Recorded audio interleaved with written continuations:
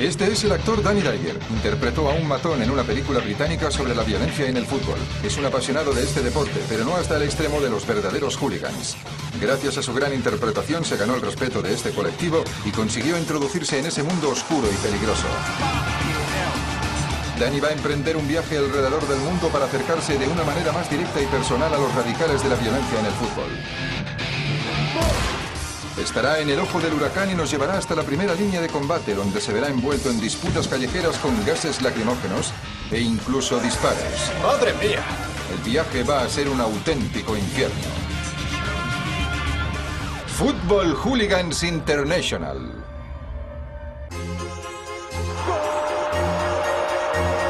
Argentina es famosa por el fútbol. De todos los países que han logrado éxitos en el deporte rey, es en este donde provoca mayor drama y entusiasmo.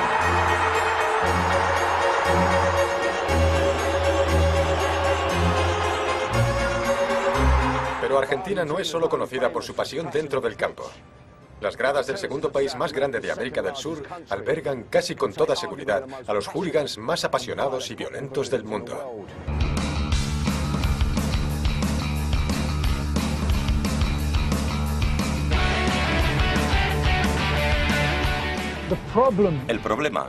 El gran problema de la violencia en el fútbol argentino es que va de mal en peor.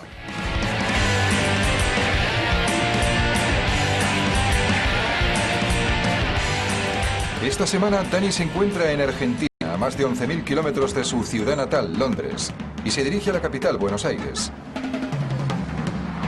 Va a asistir a uno de los mejores derbis de América del Sur, el Independiente contra el Racing Club. ¡Vaya! Este es uno de los partidos más explosivos del mundo.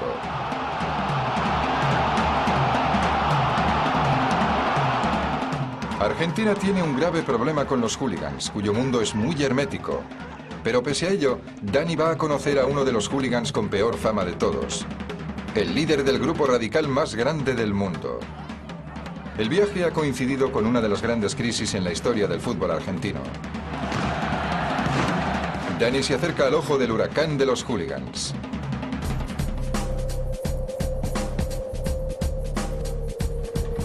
Argentina es el país más lejano al que ha viajado Danny en toda su vida, y las 18 horas que ha estado de viaje le han afectado bastante.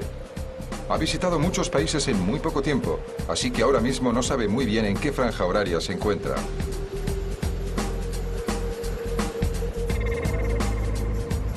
Pero lo que sí sabe es que Buenos Aires es una ciudad peligrosa y los problemas pueden estar acechando a la vuelta de la esquina. Vámonos antes de que empeore la cosa. Actualmente Buenos Aires es una ciudad muy bulliciosa que cuenta con casi 13 millones de habitantes y se ha convertido en uno de los destinos preferidos de turistas y viajeros. Ellos fueron los que la construyeron. En la segunda mitad del siglo XIX, los inmigrantes europeos comenzaron a poblar Buenos Aires y con ellos llegó el fútbol.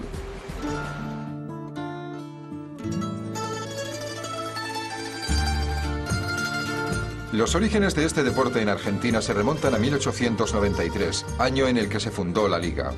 Solo 5 años más tarde que la Liga inglesa y antes que las europeas, la popularidad del deporte rey se extendió y formó parte del ADN de Argentina. En Argentina el fútbol es todo, es una manera de expresión. Es muy difícil encontrar a alguien en Argentina que no tenga una relación emotiva, afectiva con el juego del fútbol. Cuando el fútbol es todo lo que uno tiene, se convierte en una religión.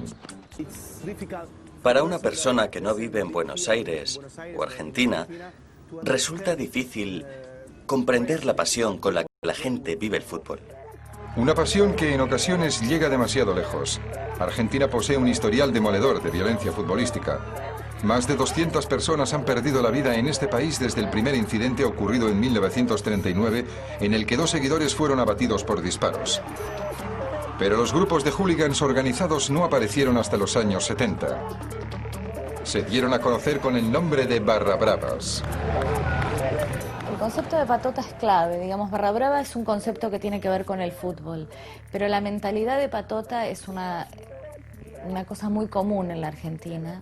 Y el enfrentamiento entre una patota y otra, o entre una patota y la policía, digamos, es parte de la vida, parte de la lucha por poder, por territorio de la Argentina. El lugar en el que esta idea resulta más evidente es Buenos Aires. Dani se encuentra en la ciudad con más equipos de fútbol del mundo. Es un hervidero de fanáticos de este deporte y al tener tantos equipos, también se encuentran más grupos radicales. Dani los va a conocer dentro de poco.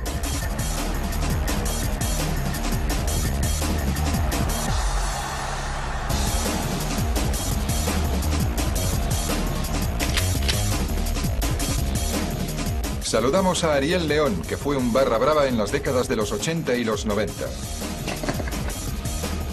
Su equipo era el Vélez Sarsfield y perteneció 10 años al grupo radical. Cuando creces ahí adentro, perdés ciertos miedos capaz que tiene la gente normal, que es a pelearse, a estar en ese ambiente que generalmente a cualquier persona le daría miedo.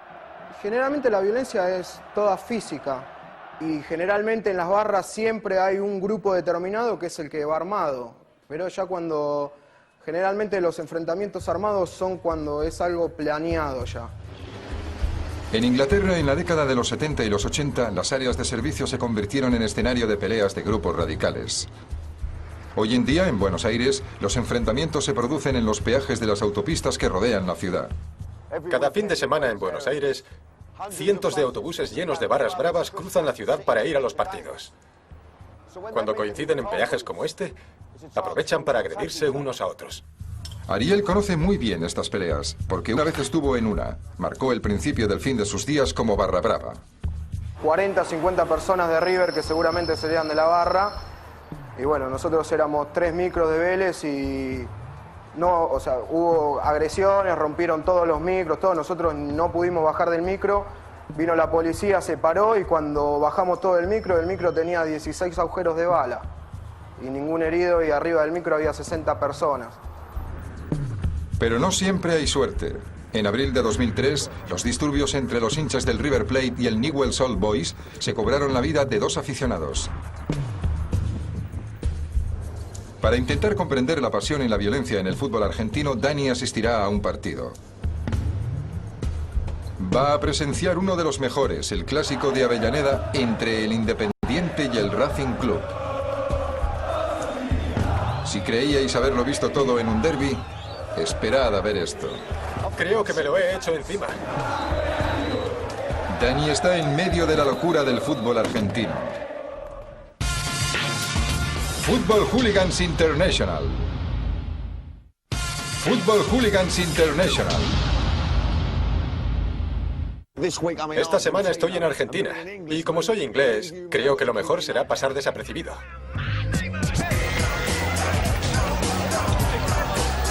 Dani se encuentra en la capital, Buenos Aires, a más de 11.000 kilómetros de casa. Pero si observamos el comportamiento de estos hooligans, nos daremos cuenta de que estamos en un mundo totalmente distinto. Argentina es un país con una historia cargada de violencia. En el año 1943, un golpe de Estado derrocó el gobierno constitucional. Este hecho significó el comienzo de 40 años de régimen militar en los que se produjeron varios golpes de Estado acompañados de violencia y de sangre. En la segunda mitad del siglo XX, los líderes militares aplicaron medidas extremas contra aquellos que se oponían a la dictadura. A finales de los 70 y principios de los 80, las organizaciones de derechos humanos calculaban que más de 30.000 personas se encontraban desaparecidas. Se cree que fueron detenidas y ejecutadas en clandestinidad sin juicio previo. La violencia no es algo ajeno a la sociedad argentina y el fútbol es una de las grandes pasiones del país, por lo que ambos elementos se unieron y dieron paso a la cultura de violencia en el fútbol.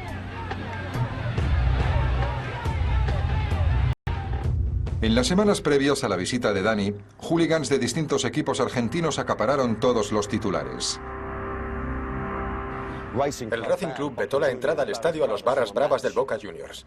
Pero un juez anuló esta prohibición y se suspendió el partido. Era imposible garantizar la seguridad de los aficionados. ¿Y el grupo radical del Gimnasia? Amenazó con matar al equipo si ganaba. Durante un partido entre el Newell's Old Boys y el Rosario Central se rozó la tragedia. Los dos bandos de hinchas comenzaron a lanzarse piedras unos a otros y la policía intervino disparando pelotas de goma contra los ultras del Newells.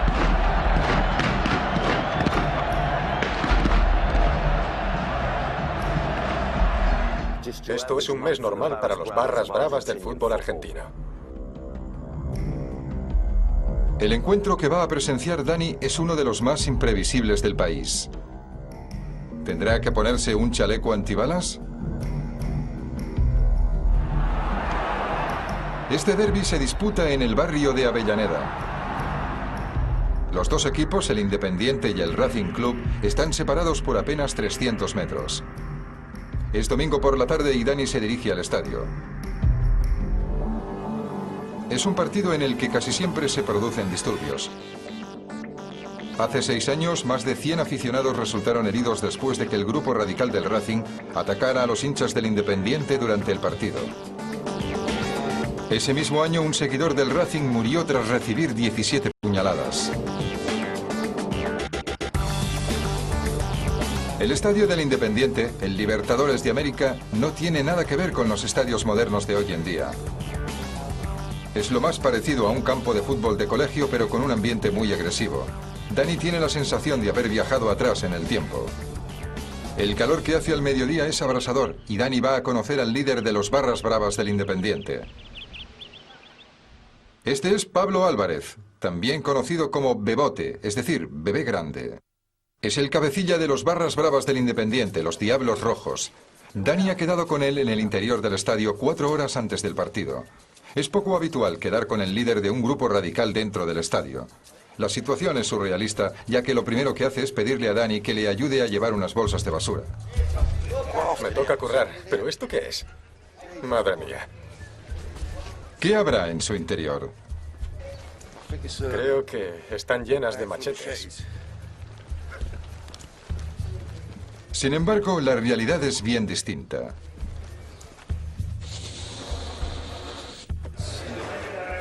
Pero si son globos.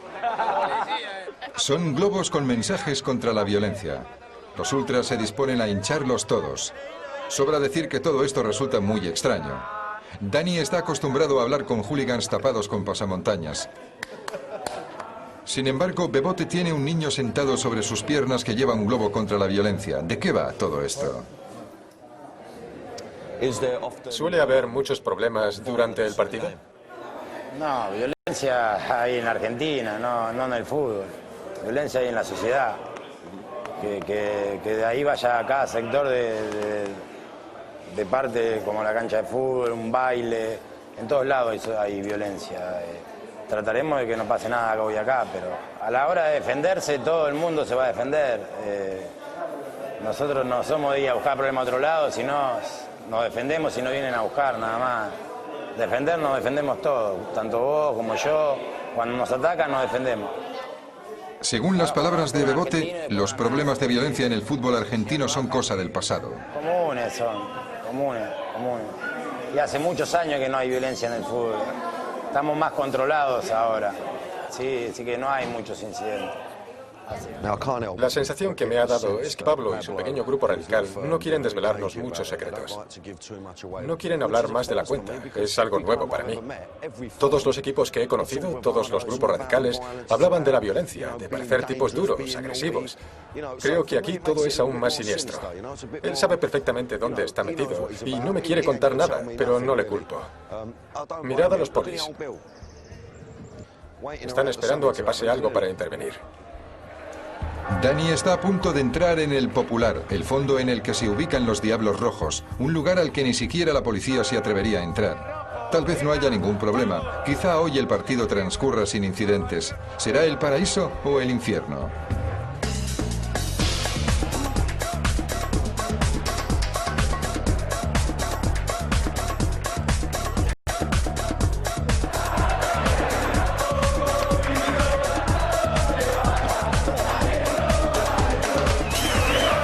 ¡Madre mía!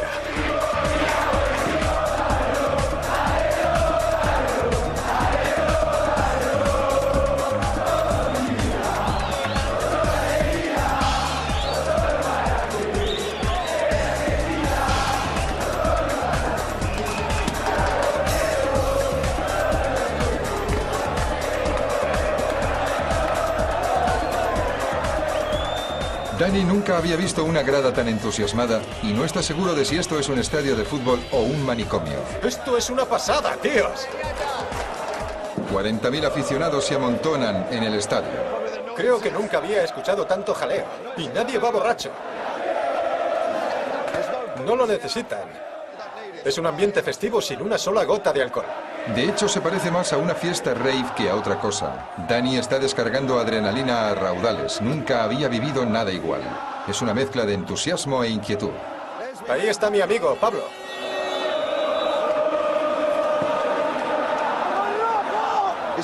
Esto es una locura. Están como cabras. Me va a explotar la cabeza. ¡Por Dios!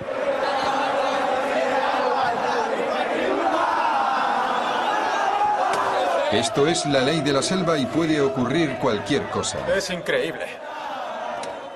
Menos mal que Dani está cerca de Bebote, porque aquí él es la ley. En el lado contrario, el fondo del Racing Club está igual de animado, y eso que todavía falta media hora para el inicio del encuentro.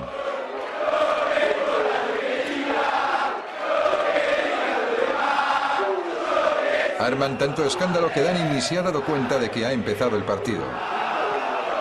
Pero al llegar al minuto 7, el volumen sube todavía más. Les han pitado penalti. Y como marquen, esto va a parecer un volcán.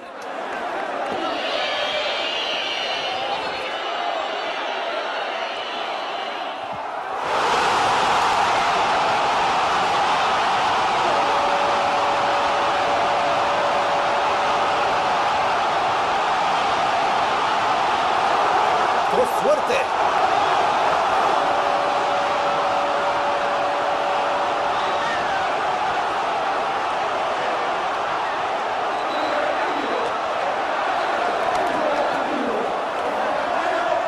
Creo que me lo he hecho encima.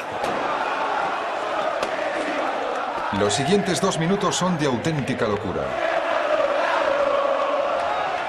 El ambiente es tan intenso que Bebote no puede garantizar la seguridad de Dani y de nuestro equipo, por lo que salen del fondo popular y se dirigen a una grada más segura. Por fin Dani puede tomarse un respiro. Nos hemos tenido que ir de allí porque era demasiado peligroso. Incluso he llegado a pasar miedo. Ahora que lo veo desde fuera, no me puedo creer que estuviéramos ahí. Estábamos en medio de toda esa gente. ¿Pero qué estábamos pensando? Dani empieza a comprender la pasión y lo imprevisible del fútbol argentino. Aquí nadie tiene miedo de sufrir entradas fuertes y nadie se va a librar de sufrirlas, os lo aseguro. Se están dando por todos lados. Los jugadores se contagian del ambiente, del carácter de los aficionados. En el descanso, el grupo radical del Racing decide montar su propio espectáculo. Van corriendo de un lado para otro. No me quiero ni imaginar lo que puede pasar. Eso es un auténtico caos. Tienen buenas voces, tío. Son unos hinchas de verdad. Me alegro de no estar entre ellos.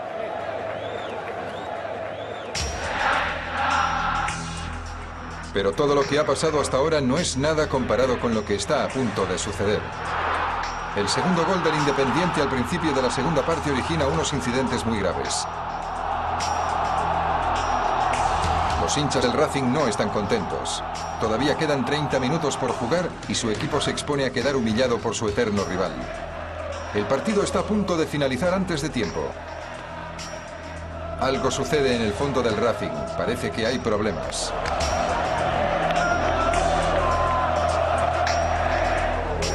Los barras bravas del Racing empiezan a tirar piedras contra los hinchas del Independiente. El árbitro detiene el partido. La policía entra en el fondo del Racing y dispara gases lacrimógenos.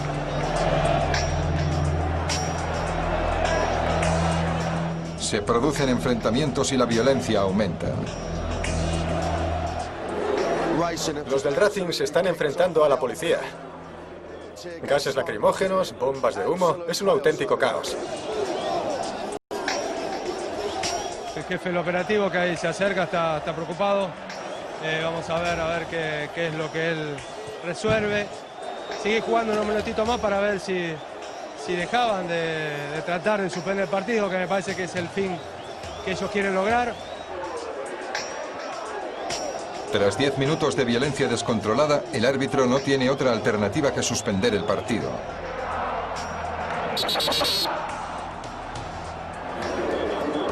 Tienen que suspender el partido, se acabó. Los jugadores se han retirado y la policía está sobre el campo. Nunca había visto nada igual, se suspende. Es una pena porque me lo estaba pasando bien. Dani ha asistido a infinidad de partidos en Inglaterra y nunca había pasado nada parecido. Pero el primer partido que ha visto en Argentina se ha tenido que suspender por los altercados. Lo cierto es que la policía es incapaz de mantener el control. Todavía se están pegando, es un infierno. Las acciones del grupo radical del Racing esconden un sentimiento desbordado de lealtad y apoyo al equipo. Los hinchas del Racing piensan, bueno, antes de que nos marquen más goles, suspendemos el partido. Vale, vamos a acabar con esto. En Argentina, los aficionados creen que pueden jugar y esta es su manera de hacerlo. Detuvieron el partido para evitar la humillación sobre el terreno de juego. Creen que así ayudan al equipo. La policía intenta reducirlos con cañones de agua, pero no pueden calmar los ánimos. Después de todo, ellos creen que han ganado.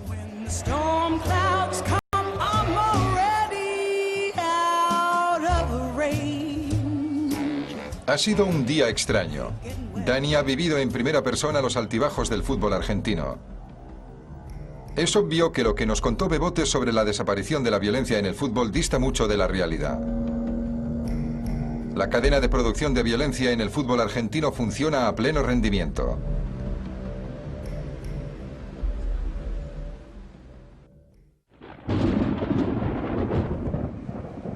A la mañana siguiente, Dani comprueba que la violencia que vio durante el partido ha desencadenado una gran tormenta. Como podéis ver, la guerra contra la violencia ha empezado. La Federación Argentina de Fútbol ha dicho basta después de lo ocurrido en el partido que vimos entre el Independiente y el Racing Club. Se ha prohibido que los aficionados viajen con sus equipos en los 4 partidos que restan de temporada. Y los equipos cuyos aficionados causen altercados se expondrán a que les resten puntos. Qué casualidad que hayamos venido justo en este momento. Es algo muy gordo. Sale en todos los periódicos. Es algo histórico. Los incidentes salen en todos los canales de televisión. Hay muchos debates, muchas discusiones. El nivel de debate del fútbol argentino es muy alto. Podríamos sentarnos y hablar horas y horas sobre la estructura del fútbol en este país, pero cuando se trata de llegar a conclusiones racionales en relación a los problemas con este deporte, parece que nunca se llega a nada. No es la primera vez que las autoridades amenazan con lavar la cara del fútbol argentino, pero es algo que ya se ha visto y escuchado muchas veces.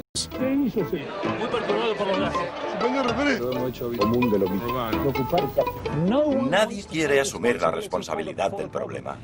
Todos dicen que los responsables son los demás. Las directivas dicen que la responsabilidad es de las autoridades. Las autoridades dicen que es responsabilidad de las directivas. Los jugadores dicen que esto no tiene nada que ver con ellos. Entonces, ¿quién es el responsable? Da la sensación de que todo el mundo habla, pero nadie dice nada, ni siquiera los hooligans. Por lo que Dani teme que nadie le va a contar qué está pasando realmente. Football Hooligans International.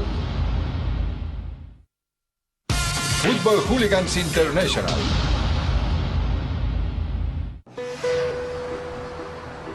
¿Quién lo iba a decir? Dani ha llegado a Buenos Aires al mismo tiempo que una de las grandes crisis en la historia de la violencia en el fútbol argentino.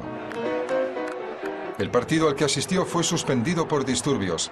Algunos jugadores han recibido amenazas de muerte y se ha prohibido que los grupos radicales acompañen a sus equipos en los desplazamientos.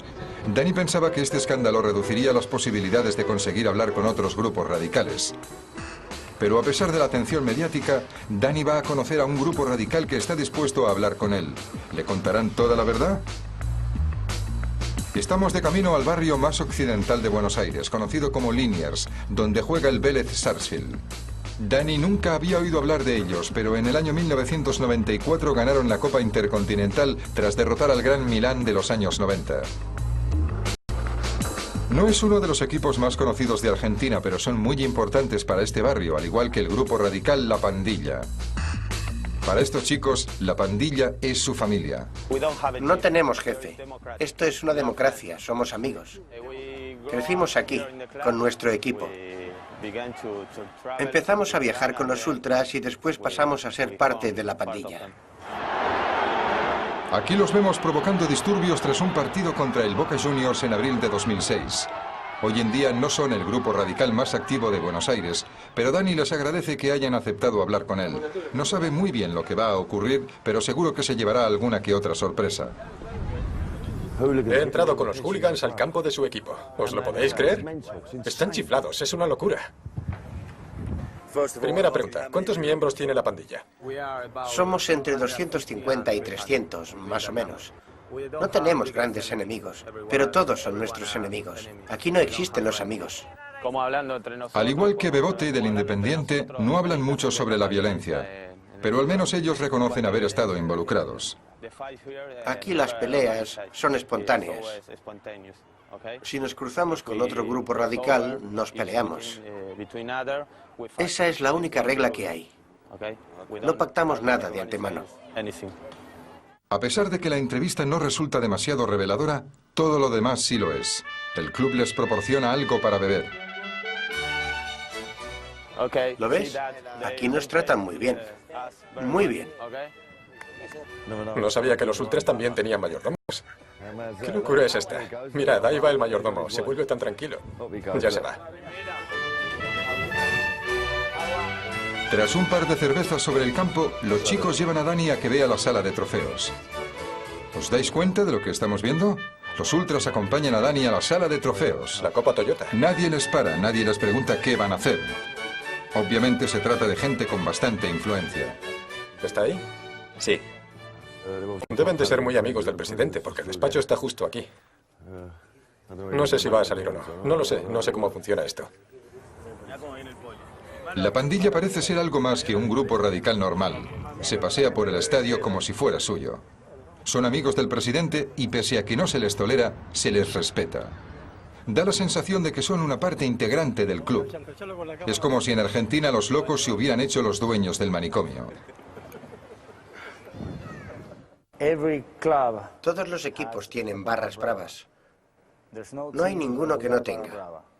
Puede que les falte el portero, algún defensa o un delantero. Pero lo que sí tienen siempre son barras bravas. ¿Y qué pasa con Bebote, el líder de los barras bravas del Independiente? Dani se ha enterado de que también tiene amigos con mucha influencia.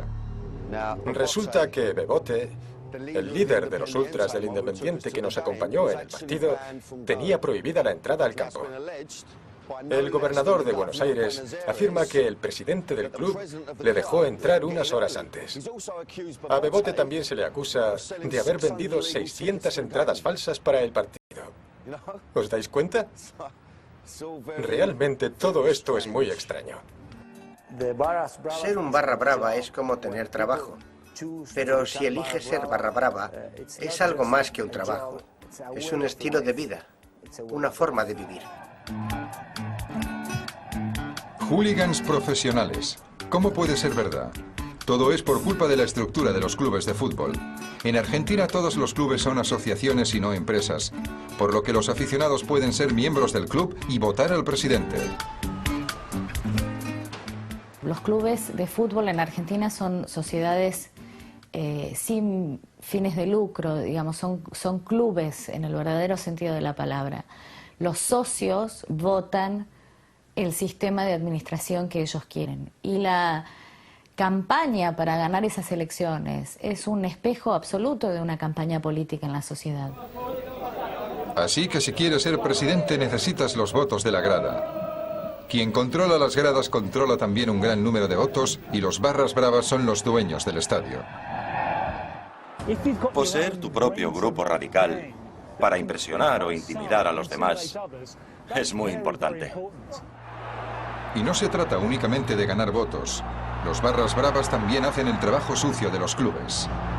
Cree que a menudo están aliadas a distintos dirigentes dentro de los clubes. Es muy común en Argentina que la barra brava aparezca para presionar o intimidar a un técnico, a jugadores. Ha habido casos de árbitros. En Argentina, Han sido los clubes los que han creado los grupos de hooligans, y así es como nació el monstruo del fútbol argentino. A lo largo de la historia, los clubes han subvencionado a los grupos radicales. Reciben dinero de los jugadores, de los entrenadores o del presidente del club. Pero la distribución de entradas, los viajes cuando el club juega de visitante, estadio, la venta de bebidas, todo tiene que ver con la manera en que han permeado la estructura de poder y de administración del club. Siendo barra brava tenés acceso a abogados, tenés acceso a contactos con la policía, si caes preso el club te pone la seguridad como para sacarte, te escolta la policía, o sea, es un trabajo violento protegido. Así que supuestamente los barras bravas cometen actos delictivos graves. No se conforman con pelearse entre ellos, sino que practican la extorsión, adulteran los partidos y son unos corruptos a gran escala. Lo peor es que todo el mundo sabe lo que ocurre. Entonces, ¿por qué no se ha hecho nunca nada por erradicarlo? Dani y el equipo de producción se han dirigido a la policía para escuchar lo que tienen que decir al respecto, pero el silencio habla por sí solo. La policía ha rechazado conceder entrevistas unas cuantas veces. Bien porque no quieren colaborar con nuestro programa o bien porque creen que estamos exaltando a los hooligans. Este tema es muy distinto aquí en Buenos Aires. La razón por la que la policía no quiere salir por televisión es porque la situación con los barras bravas es imprevisible y hoy en día están asustados de la repercusión que pueda tener. Se supone que ellos son la ley y el orden. Esto me ha hecho comprender lo lamentables que son los barras bravas. Conforman un equipo muy bien conjuntado. Son como pequeños grupos mafiosos. Son muy parecidos a las mafias italianas. La influencia de los barras bravas se puede apreciar en todo su esplendor en un partido como este. 2 veces al año en Buenos Aires tiene lugar un encuentro que es para algunos el mejor partido del mundo. Es uno de los grandes derbis mundiales, sin ninguna duda. ¿Es más importante que el Real Madrid-Barcelona o el Manchester-Liverpool? Es el partido más importante del mundo.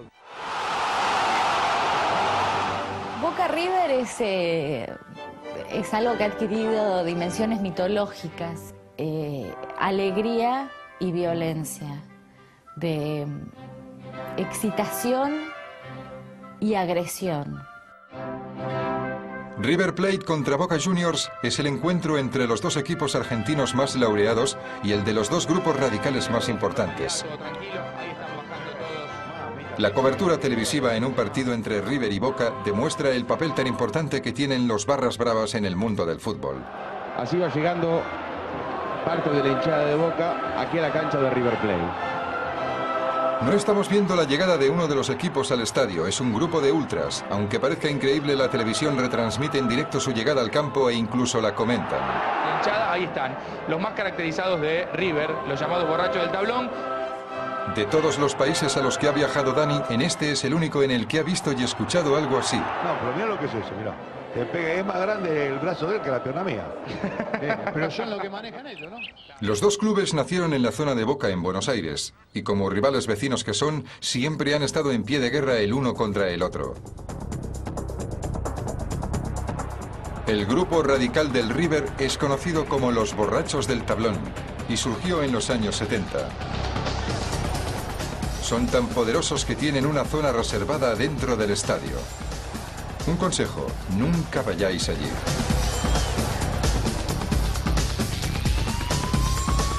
Después de muchas negociaciones, Dani va a conocer a uno de los miembros de este grupo radical, Kevin. Dani confía en que sea un poco más sincero con respecto al papel de los barras bravas en la violencia en el fútbol argentino. Ahora, preparados para pelear, no sé si estamos. Ahora por deporte, uno por ahí va al gimnasio o hace gimnasia de boxeo o digamos preparados para pelear en las canchas, no lo estamos. Si no, lo hacemos porque... Pero Kevin apenas nos descubre nada nuevo, porque los del River tienen un amplio historial delictivo. Antes de un partido de la Copa Libertadores en el año 2005, agredieron al entrenador del equipo contrario. Hubo peleas en las calles cercanas al estadio contra la policía e incluso disparos. No hay muchas confrontaciones. Por supuesto que no. En los últimos 10 años se han contabilizado 50 incidentes relacionados con los hinchas del River y cuando comenzó la temporada 2007-2008, su estadio quedó clausurado a causa de los actos violentos protagonizados por sus seguidores. Dani no habla mucho español, pero no se deja engañar en ningún idioma. Está claro que entre los barras bravas existe una especie de pacto de silencio. El rival del River, el Boca Juniors, se encuentra en el corazón de la increíblemente colorida zona del Boca. El estadio es más conocido como La Bombonera. En los aledaños hay infinidad de imágenes del hijo predilecto del club. El jugador que para Dani ha sido el mejor de la historia. Maradona, el disparo.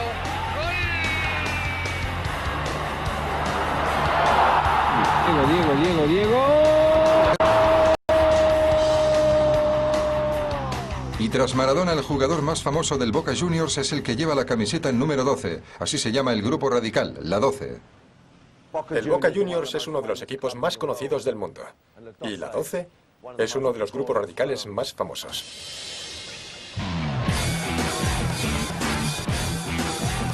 La 12 ha protagonizado más de 100 incidentes de violencia relacionada con el fútbol a lo largo de la historia. Se han peleado con casi todos. Estos altercados se produjeron en las calles de Buenos Aires en el año 2003 tras una victoria del Boca. Menos mal que no suelen perder demasiados partidos.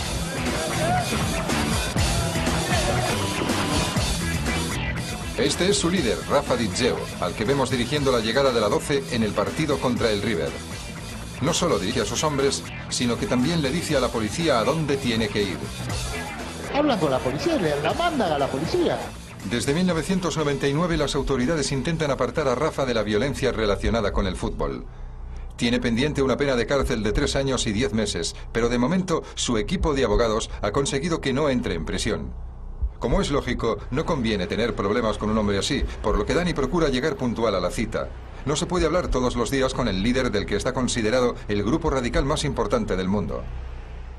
Me han dicho que tengo que esperar en esta gasolinera. Hay que ser muy discretos. Todavía no sé a dónde iremos. Este tío es una leyenda viva en esta tierra. Es el Maradona de los hooligans. Todos le respetan. Es bastante mayor, pero también muy peligroso. Ahora mismo me siento como si fuera a ver al padrino. Es como estar en la película. Es un mafioso. La verdad es que me intimida bastante, os lo aseguro.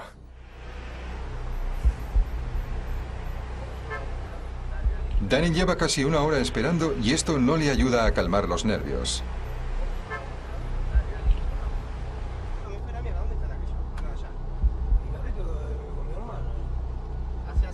Finalmente, uno de los hombres de Rafa le recoge, uno de sus subordinados, conocido como el Ninja, y le lleva a otra avenida. Dani cree que van a volver a darle plantón. Pero afortunadamente le llevan a una pizzería. Bien, pues aquí estamos.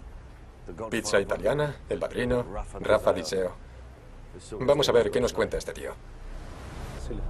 Yo cualquier cosa voy a pasar igual. Porque le tengo que llevar esas camisetas que me dijo. Da la sensación de que no le importa la presencia de Dani. Está hablando por teléfono y Dani está un poco nervioso. ¿Cuál es el papel de la 12 en el club? Y en el club es una de las patas fuertes del club. Tiene mucha influencia por el hecho de que uno vive desde chiquito en el club. Va todos los días de su vida al club. En cambio, los jugadores o los dirigentes están por un tiempo determinado, pero después se terminan yendo. La 12 está desde que nace hasta que se muere. ¿La 12 es el grupo radical argentino más duro? Sí, es la más fuerte. Para nosotros, no solo de Argentina. Para nosotros no solo de Argentina, sino, y los demás, digamos, en distintos países del mundo reconocen que la hinchada de Boca es la más fuerte de casi todo el mundo. Entiendo. Y que no lo decimos nosotros, lo dice la gente de afuera. Por fin parece que alguien le cuenta algo a Dani. De una pelea. En realidad es una pelea y uno trata de no hablar mucho de eso porque la pelea queda siempre ahí, en lo que fue una pelea. Simplemente sí, nos peleamos, pasó tal cosa, ganamos o no, y normalmente ganamos, pero no hablamos mucho del tema. Para nosotros la hinchada de Boca es como una familia, entonces tratamos de los problemas de la familia que no salgan de ahí, porque el mundo de nosotros es más cerrado, el mundo nuestro es más cerrado, porque no nos gusta que las cosas que hacemos nosotros salgan para afuera, para el exterior. Por eso... Dani ha comprendido que en Argentina hay cosas que no todo el mundo puede saber. Son cosas que se quedan dentro de la familia. Si el mundo de los hooligans del fútbol es tan hermético y poderoso, ¿se acabarán algún día los problemas de la violencia? Football Hooligans International. Football Hooligans International.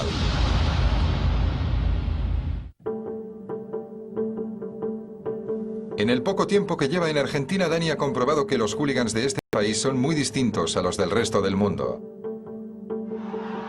Son una parte más del juego, como lo son los goles o los fueras de juego. Los problemas de la violencia en el fútbol están tan arraigados que es imposible saber si acabarán algún día. Una sugerencia sería fijarse en el país que posiblemente haya afrontado con más éxito el problema que en su día recibió el nombre de la enfermedad inglesa. Lo que sí se puede tomar como ejemplo de Inglaterra es una actitud, digamos, gubernamental o social de asumir el problema y intentar encararlo. En Inglaterra realmente hubo un esfuerzo por parte del gobierno de crear una estructura para lidiar con el problema de la violencia en el fútbol. Lo que significa estadios equipados con asientos, prohibir la entrada al campo a algunos aficionados y castigos más duros para los hooligans convictos. En Inglaterra se consiguió sanear el fútbol. Si Argentina siguiera el mismo camino, ¿qué ocurriría con la pasión, esa parte tan importante del deporte en este país? Sería una pena que ocurriera algo así en Argentina, porque se perdería gran parte de la cultura de las gradas, que es una maravilla que hay que conservar. Dani entiende este argumento porque en la primera parte del partido del Independiente vivió una experiencia única. Pero lo que ocurrió durante el segundo tiempo pudo acabar en tragedia, algo que no es ajeno al fútbol argentino. Es cuestión de vida o muerte. Pero hay que tomar una decisión. Si hay que acabar con la pasión para eliminar estas atrocidades, adelante. Estoy de acuerdo. Considero esencial que el fútbol no cause más muertes en Argentina. Que sin pasión no haya violencia. Pero lo ideal sería encontrar una manera en la que se puede canalizar la agresión y la testosterona necesaria sin que esto resulte en las muertes, en el caos organizado, digamos, o en la vorágine de violencia en la que se está convirtiendo el fútbol argentino. El reto al que se enfrenta Argentina es incluso más difícil que el de Inglaterra, porque aquí los hooligans tienen mucha más influencia. Las barras bravas están completamente involucradas en el fútbol a tal punto que es casi imposible imaginar el fútbol argentino sin barra brava. El problema en Argentina es que nadie cree que va a funcionar una solución. Ya de antemano, nadie cree que puede solucionarse el problema. La violencia es algo muy frecuente hoy en día en la Argentina, siempre lo fue y hoy lo sigue siendo. Lo que pasa es que hoy parece que tiene más poder la hinchada o toda la gente que los controles que pueden llegar a haber. Cuando empezó la temporada 2007-2008, las medidas que se habían aplicado durante la crisis se anularon y los barras bravas volvieron a los estadios. Pero Rafa Di Geo ya está cumpliendo la condena que tenía pendiente por actos violentos relacionados con el fútbol. Parece que las autoridades están dando los primeros pasos para combatir el problema, pero se enfrentan a una guerra contra aquellos que creen tener el poder. Yo estoy en el club desde los 7 años. Y desde los 7 años a hoy pasaron un montón de jugadores, un montón de dirigentes y nosotros seguimos estando. Por eso tiene o sea, la fuerza que tiene la hinchada dentro del club.